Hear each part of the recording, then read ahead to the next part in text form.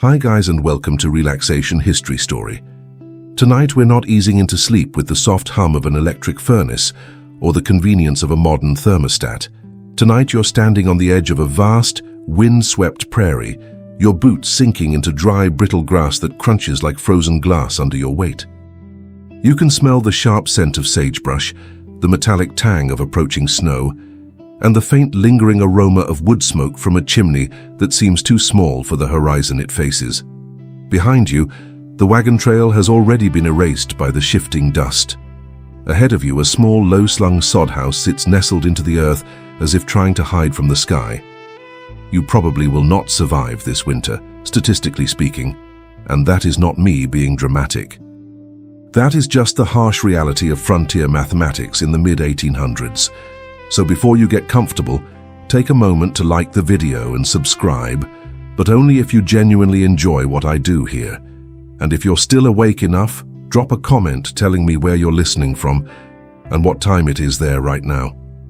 Now dim the lights and let your shoulders soften as you step fully into this colder, wider world. You arrive before the first true blizzard, but the warning is already written in the air. It is late autumn on the Great Plains, and the wind has a way of finding the marrow in your bones before it even touches your skin. You came west thinking you had time to build, time to plow, time to settle.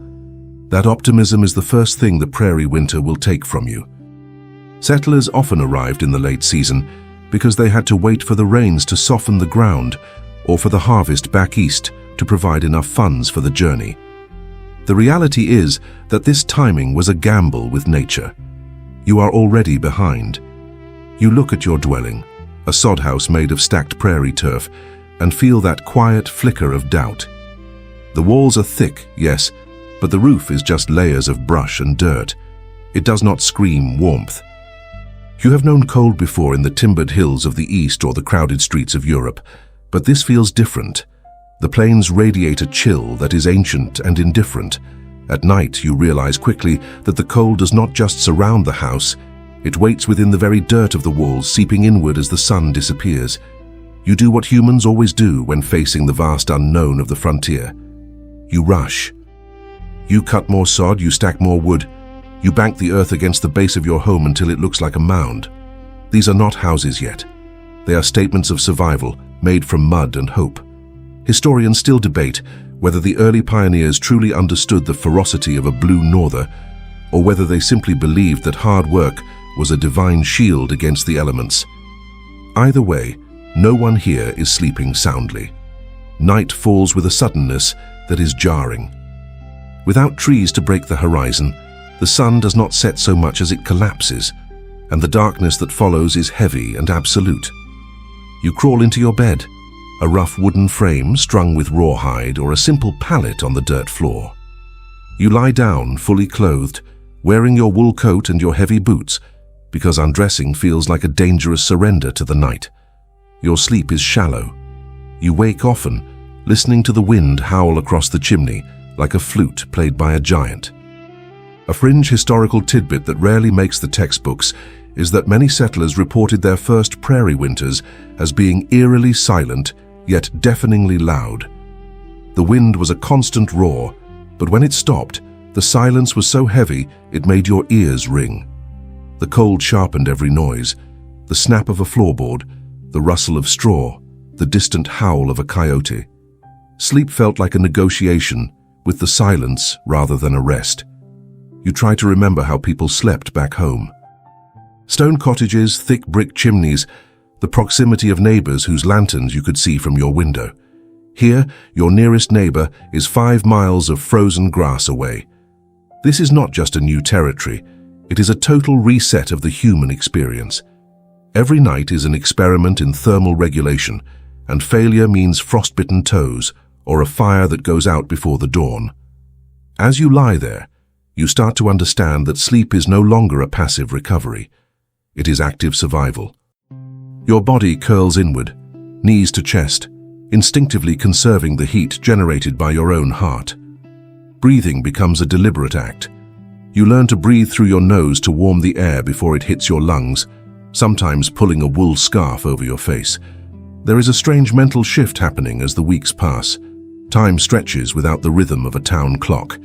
Your sense of night is elastic. You doze, you wake to check the stove, you listen to the wind, and you doze again. This pattern, which scholars call segmented sleep, was common in the 19th century, but on the frontier it was intensified by the need to keep the fire alive. You are not just resting, you are standing guard over your own pulse. Some settlers whisper verses from the Bible before sleep, not always out of deep piety, but because the rhythm of the words provides a familiar structure in a world that feels chaotic. Others mutter curses at the wind when it finds a new gap in the sod walls. The cold does not care which one you choose. You notice something else during these first long nights. Hunger feels sharper after the sun goes down. In your mind, food begins to equate to heat. This understanding will deepen as the winter progresses, but already you sense that a belly full of cornmeal or salted pork is as important as a thick blanket. Your stomach growls, and you wonder if tomorrow you should eat less to save for February, or more to survive until morning. These are the choices of the Old West, choices that modern comfort has erased. Lying there, you think about sleep differently. Back home, sleep was a luxury of the tired. Here, it is risk management. You do not fully relax because your ears stay half awake for the sound of the cattle lowing in distress or the fire dying down to grey ash. Modern people talk about sleep hygiene and thread counts. You would laugh at the phrase if you had the energy. Outside, the temperature drops further, and the moisture in the air turns to hoarfrost on the inside of your door. This is your warning. Winter is not approaching. It is already here, testing the thickness of your walls and the strength of your will. Morning comes quietly, not with the warmth of the sun, but with a grey, flat light that filters through the oiled paper you use for windows. You wake with stiff joints, your body protesting as you uncurl from the position you held for hours. Sleep happened, technically, but it did not refresh you. It merely paused the struggle. The cold never really left the room, it just waited for the fire to dim. You step out of bed, and the dirt floor feels like ice against your wool-clad feet. You breathe in air that smells of cold earth, and the faint sweet scent of dried buffalo chips burning in the stove. The ground outside is frozen solid, the grass snapped like tiny bones under your boots. Today the urgency feels even sharper. The soddy you built in the summer is not enough. It kept the rain off, maybe, but the winter does not respect maybe. You can feel that certainty settling in your chest. Early frontier shelters were often simple dugouts or sod houses, a mainstream historical fact supported by the lack of timber on the Great Plains. They were fast to build, which mattered more than aesthetics. You now understand the trade-off. Speed saved your life in October, but weak insulation threatens it in January. You spend the daylight hours reinforcing what you can. Mud is packed into the cracks between the sod bricks. Dried grass is stuffed into the gaps around the doorframe. It is not elegant, but it blocks the wind. And on the prairie, the wind is the primary thief of heat. The idea of insulation is intuitive here. Stop the air, slow the cold. That is the logic you live by. Inside the soddy, the light is dim even at noon. The walls seem to lean inward, as if tired of holding back the sky. You make peace with the dirt falling from the ceiling because you have no choice. This place is not meant to be a mansion. It is meant to be a fortress against the frost. Maybe sleep comes up in conversation when a passing traveler stops by, though no one uses the word casually. Where you sleep matters now. Near the stove means warmth, but also the risk of dry skin and the constant sound of metal expanding and contracting. Farther away means cleaner air, but a frost-covered blanket by morning. Someone jokes that at least if the roof collapses, the snow will insulate your grave. The humor is thin and brittle. Everyone knows that fire is both a savior and a threat. Entire families were lost when a stray spark hit a straw mattress. A lesser-known tidbit is that some pioneers deliberately built their sleeping platforms raised off the ground, not just for comfort, but to escape the heavy, cold air that pooled near the floor. You help stack rough-hewn boards on crates, creating a crude bed. It wobbles, but when you lie on it, you notice the difference immediately. The ground no longer steals the heat directly from your spine. It feels like progress. Night falls again, faster than you want it to. You crawl inside and notice the shelter smells different now, earthier, more human, with the sharp tang of kerosene. You lie down on your raised platform, wrapped in buffalo robes that feel heavier and thicker than any wool blanket. The fur is coarse against your cheek, but you welcome it. Smooth fabrics are for the East. Here, you need the density of an animal that was built to survive the plains. As darkness settles, the wind tests your work again. It presses against the sod, searching for a weakness. Some cold gets through, but less than before. You feel a small, quiet pride. Historians still argue whether the pioneers adapted quickly because of ingenuity or because failure was simply not an option. Lying here, shivering slightly less than last night, you suspect it was both. Sleep is still fragmented. You wake when a log in the stove shifts with a soft thump. You wake when the wind whistles through a new gap in the door. But there is a subtle change in your spirit. Familiarity has begun its slow work. The soddy may be fragile, but it is becoming yours. You listen to the sounds inside now, the rhythmic breathing of your family, the soft rustle of a mouse in the thatch, the settling of the earth. These sounds are a reminder that warmth attracts life. You think about the brick houses back in Ohio or Missouri, but the comparison stings less now. This mound of dirt is your home. There is a strange comfort in that. Sleep responds to a sense of belonging. Even when the conditions are harsh, you drift off for longer stretches, dreaming shallow dreams of green grass and warm rain. The cold still seeps in, but slower now. You adjust your position instinctively, turning away from the draft, tucking your feet deeper into the robes. Your body is learning the language of the winter. By morning, you are tired but functional. That feels like a victory in the Old West. The roof did not leak, the fire did not go out, and the night did not take anyone. This is how success is measured now, in quiet checkmarks that no one celebrates too loudly. As you step outside again, you understand something important. These shelters are not just places to sleep, they are lessons in survival. Every night reveals a flaw, and every day gives you a chance to fix it. Winter is the instructor, strict, unforgiving, but consistent. You look at the rough walls and the patched gaps and realize that sleep here will never be luxurious, but it might become reliable. And in a winter like this, reliability is everything. By the third stretch of nights, you begin to sense that the Great Plains have their own rules, and none of them were written with your comfort in mind. The cold here is not just a temperature, it is a physical weight. It lingers in the valleys and pours over the ridges like a slow-moving river of ice. During the day, the sun rises low and weak, offering light without much warmth, like a polite guest who refuses to help with the chores. You notice it first in your sleep. In the East, cold nights often softened by morning. Here, the chill you fall asleep with is still waiting when you wake, often even sharper than before. The soddy holds some warmth, but the air itself feels heavier, less willing to let go of the frost. This is not your imagination. A mainstream historical fact is that the continental climate of the American West is far more extreme than the maritime climates of Europe. The winters swing harder and last longer. You are learning this lesson one night at a time. During the day, conversations among the men turn practical and uneasy. They compare notes without quite realizing it. Who slept the least? Whose feet went numb? Who woke with ice on the inside of the wall near their head? Yes, ice. Condensation from your own breath freezes overnight, leaving thin, glittering patterns on the sod that vanish by mid-morning. It looks almost beautiful, until you realize it formed only inches from your face while you slept. You start paying attention to the wind direction. This is a new skill. Back home, weather happened to you. Here, you track it like a predator. You notice how the north wind slices through the gaps in the door more aggressively than the west wind. At night, when the wind shifts, you feel it immediately. Your sleep adjusts around it, your body turning slightly like a compass needle, seeking the least painful alignment.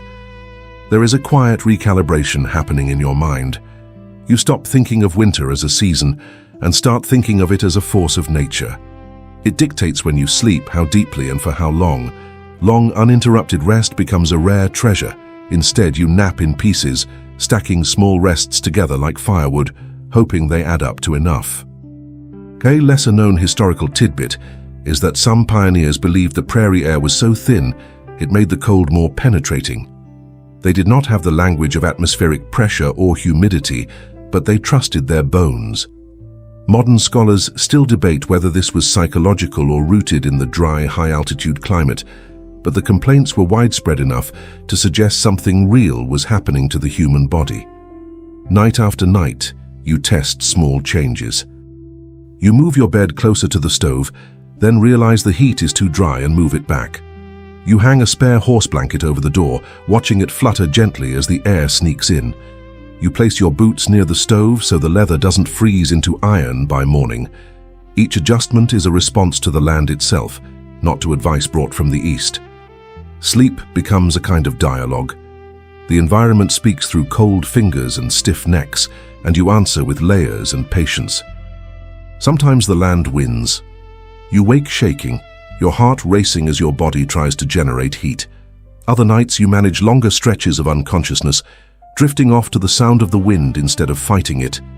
You begin to understand why early accounts describe the West as both abundant and brutal. The same vastness that promises land also promises isolation. Even the snow behaves differently here. When it comes, it doesn't just fall. It drifts, piling up against the north side of the house until the window is completely blocked. Moonlit snow changes the nature of sleep. The world is eerie and bright at 2 a.m., the light reflecting off the drifts and into the house. You wake thinking it is morning, only to realize the moon is just exceptionally bright. This disorientation adds to your fatigue. Your internal clock struggles without the consistent cues of a structured town life. Someone mentions that the local tribes do not seem as troubled by the cold. This observation carries a mix of curiosity and quiet resentment. They sleep differently, you're told. Their lodges are shaped by generations of understanding how air moves. You watch and learn where you can, even if pride prevents you from admitting it. Historians still argue whether the settlers fully grasped the environmental knowledge of the indigenous people, or whether cultural barriers limited what they were willing to adopt. Lying awake at night, you suspect that desperation will eventually override tradition. Cold is a very persuasive teacher. You notice changes in your dreams too. They become simpler, less narrative, and more focused on sensation. You dream of the smell of hot bread, of the feeling of sun on your back, of lying still in a room that is truly warm. Your mind seems to practice comfort when it cannot achieve it in reality. Waking up feels like being pulled back into a negotiation. By now, you accept that sleep will never be what it was back east. It is no longer a retreat from the world. It is a way of enduring it. You do not complain as much anymore. Complaints burn energy, and energy is warmth. This is not resignation, it is adaptation, quiet and practical. On one particularly cold night, the stove dies down more than expected. You wake abruptly, aware before you even think that something is wrong. The air is sharp, your nose cold to the touch. You scramble out of bed to coax the embers back to life with a few precious pieces of wood. This moment lodges in your memory. Sleep here is conditional. It depends on your vigilance. As you lie back down, the warmth slowly returning to the room, you realize that this land is teaching you how to sleep differently. Not deeply, not comfortably, but attentively. You sleep with the environment, not against it. And as the nights stretch longer and colder, that understanding settles in. You did not come prepared for this climate, but you are learning it breath by breath, night by night, letting the prairie shape your sleep as surely as it shapes the horizon. By now, your body has started teaching you lessons your mind never studied. You wake not because of a noise, but because something inside you notices the heat slipping away. It is subtle at first, a coolness along your spine, a numb tingle in your fingertips. Your body responds before you are even fully conscious, pulling your limbs inward, conserving what little warmth you have gathered. People of the 19th century did not speak in terms of metabolism or thermoregulation, but the experience was universal. Period diaries make it clear that pioneers quickly understood that cold was not just an external condition, it was something that could enter you if you weren't careful. Sleep becomes less about rest and more about maintaining an equilibrium. Stay warm enough, and you live to see the sunrise, fail, and the night takes a piece of you. You notice how quickly stillness turns dangerous. Lying motionless feels peaceful at first, but after an hour, the cold creeps in faster. You shift often, not for comfort, but to keep your circulation moving. It makes deep sleep difficult, but it keeps you safe. Your nights are a cycle of drifting, tightening, adjusting, and drifting again. This is not insomnia. It is a survival strategy. Fire helps, of course, but only to a point. The heat from a potbelly stove does not travel far, and it rises quickly toward the thatch or sod roof. Your face may feel flushed while your feet remain painfully cold. You learn to sleep angled toward the heat, one side of your body receiving the warmth, while the other is shielded by blankets. It is an awkward, cramped position, but it is effective. Comfort is a secondary concern when the temperature outside is 20 below zero. One odd detail recorded in frontier accounts is that people believed certain sleeping postures preserved vital heat better. Curling on the left side to protect the heart, or tucking the chin into the chest to reduce exposed skin. These ideas weren't scientific in the modern sense, but they came from nights of shivering observation. Enough cold nights will turn anyone into a researcher of their own body. You also learn that what you wear to sleep matters more than you ever imagined. Removing damp clothing is crucial, even when the thought of undressing in a cold room is terrifying. Wet fabric steals heat relentlessly. Dry wool, no matter how scratchy, is precious beyond measure. You layer your clothing, a linen or cotton union suit closest to the skin, then wool trousers and a heavy flannel shirt. This layering is not a fashion choice, it is physics learned the hard way. Surviving letters from the era show repeated complaints about frozen extremities, fingers, toes, and ears. You experience this yourself, waking with hands so stiff they feel like wood until you breathe warm air onto them. The pain as the sensation returns is sharp and immediate, but you grit your teeth and welcome it. Pain means the blood is moving. It is a strange, harsh comfort. There is still no full agreement on how much the pioneers understood about heat loss through the head, but most wore nightcaps or wrapped scarves around their heads religiously. They believed that the humors escaped through the scalp in the cold. Lying awake with your head aching from the chill air, you become a believer in the nightcap. Anything that helps, even slightly, is worth keeping. Food enters the conversation again, this time with more clarity. You notice that nights following a heavy meal of stew and biscuits feel different. Your body radiates warmth longer. Sleep comes easier. This is not a coincidence. Pioneers did not know about calories as a concept, but they knew about fuel. Fats, heavy grains, and salted meats become evening priorities. Going to bed hungry is a gamble you cannot afford to take. A lesser-known curiosity from the time is that some settlers drank warm water or diluted cider before sleep, not for the taste, but as a deliberate warming tactic. The effect is temporary, but it buys you an hour of ease as you try to drift off. Your breath becomes something you notice constantly. Inhale through the nose and the cold bites. Exhale, and you feel the warmth brush your lips. Some people pull the blankets over their heads, creating a small pocket of warmer, albeit stuffy, air to breathe. Others find the moisture from their breath makes the blankets damp and even colder.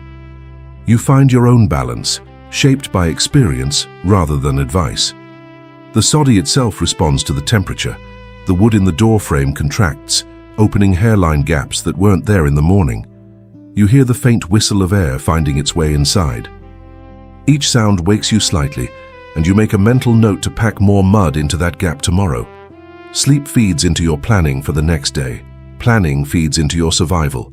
Experts continue to disagree on whether these fragmented sleep patterns caused long-term exhaustion or whether the human body simply adapted over time. From where you lie, shivering less than you did a month ago, it feels like adaptation. You are tired, yes, but the panic has subsided. Your body knows what to expect. Dreams remain shallow but persistent. You dream of enclosed spaces, of burrows, of hands wrapped around a hot mug of coffee. Your mind is rehearsing warmth. You wake once to find frost forming on the inside of the wall again, thicker than before. The temperature has dipped even lower, The sight is sobering, but you do not panic. You pull your robes tighter, adjust your position, and let yourself drift again. This would have terrified you weeks ago. Now it is just information. At some point before dawn, your body settles into a deeper rest. It doesn't last long, but it is enough. When you wake for good, your limbs ache, but they function. You sit up slowly, letting the blood move where it needs to go. Rushing is for the summer. Winter demands a slower pace. As you step outside into the pale morning light, you realize something quietly remarkable. You slept. Not well, and certainly not comfortably, but successfully. Your body held its heat, your shelter did its job, and the night did not defeat you. This understanding changes how you approach the coming evening. You no longer dread it with the same intensity. You respect it, you prepare for it, and you move through it. Sleep is no longer an afterthought. It is a carefully managed resource, as vital as your water or your wood. And as the sun struggles upward, offering its weak light, you carry that knowledge with you. The science of staying warm is not written in books here. It is written in your muscle memory and in the quiet confidence that grows each time you wake alive. Night settles in again, and by now you have learned that sleep is no longer a solitary act. On the frontier, warmth multiplies when bodies are close. Alone, the cold finds every weakness in your blankets. Together it slows, confused by shared heat and shifting breath. This is not about romance. It is about survival arithmetic. As the darkness thickens outside the soddy, the family begins to arrange themselves for the night. Space is negotiated carefully. Who sleeps where matters immensely. Near the stove means more warmth, but also more smoke and the risk of stray sparks. Farther away means cleaner air but colder bones. Eventually you realize the warmest place isn't necessarily closest to the stove, it is closest to another person. Records from early frontier settlements describe shared beds as a common practice, not just for families but for unrelated travelers as well. This was not viewed as strange, it was practical.